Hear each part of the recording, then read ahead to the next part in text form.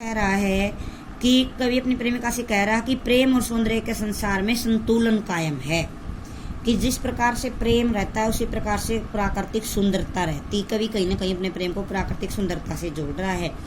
प्रेम और सौंदर्य संसार में संतुलित रहता है। इसमें हम उतना ही प्रेम पा सकते हैं जितना हम स्वयं को खो देते हैं। कवि कहना चाहता है कि प्रेम एक ऐसी चीज है, उसको पाने के लिए हमें पहले खुद को खोना पड़ता है। यानी कि हम किसी से जितना अधिक प्रेम करेंगे, सामने वाला उतना ही हमसे करेंगे। आबो ताब असार ने पूछो तुम भी आंखें रखे हो, जगमग बेतों की दमक है हम मोती रोले हैं।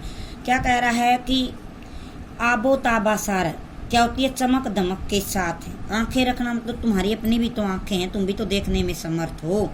बेत होता है शेर, जो गजल या शायरी जो आप करते हो उस शेर की बात हो रही है। चमक धमक मोती रोले का मतलब होता है आंखों से आंसू छलकना। तो कवि क्या कह रहा है कि तुम्हें मेरी शायरी की जो ऊपर की चमक धमक दिखाई दे रही है उस पर फिदा मत हो जाओ, तुम्हारी भी अपनी आंखें खुलनी चाहिए। मतलब कवि का कहना है का अर्थ ये है कि आपको सिर्फ शब्दों पर नहीं जाना, उसके अर्थों पर जाना है। कवि कुछ बातें हमें समाज से संबंधित बताना चाहता है, उनको समझना है। ये जगमग बेतों की चमक है हम भी मोती रोले हैं, कि मेरे शेरों की जो चमक है वो मेरे आंसुओं की देन है। कहीं ना कहीं कवि ने उस दर्द को भुगता है, तब उसको शब्दों में लिखा है। तो इसलिए कवि कहना चाहता है कि आपको उस अर्थ को समझना है। ऐसे में तो याद आए अंजुमन में अरिंदों में रात गई दू बरसते गुन जगी खोले हैं। अंजुमन में होती है शराब की महफिल, रिंदों को मतलब शराबियों को। कवि ने क्या कहा है कि एक प्रेमी और एक शराबी एक समान होते हैं।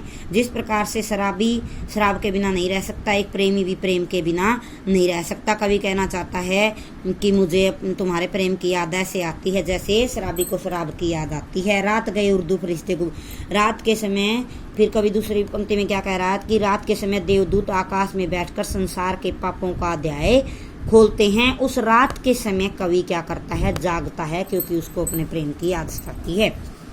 सद में फिराक आजादे सुकून के कसा कड़ीली आवाज, इन गजलों के पर्दों पे मीर की गजलें बोले हैं। सदके होता है कुर्बान हो जाना, ये जो है अरबी फारसी के शब्द है। आजादे सुकून होता है बेहतरीन काव्य, पर्दा होता है चरण। कवि कह रहा है, फिराक कहता है कि उसके गजलों पर लोग मुग्ध हो गए हैं कि फिराक तुमने इतनी अच्छी शायरी कहाँ से सीखी। लोग उसको कह रहे हैं कि इतनी अच्छी आवाज़ तुमने कहाँ से अपनाई। लेकिन कवि कह रहा है कि मेरी ये सारी गज़लें इसमें मीर का गालिब जो है उसकी गज़लें बोल रही हैं। यानी कि कवि कहना चाहता है कि मुझे गज़ल लिखने का जो असर है वो मीर से मिला है, मेरी सारी गज़लें उसी को समर्पित हैं।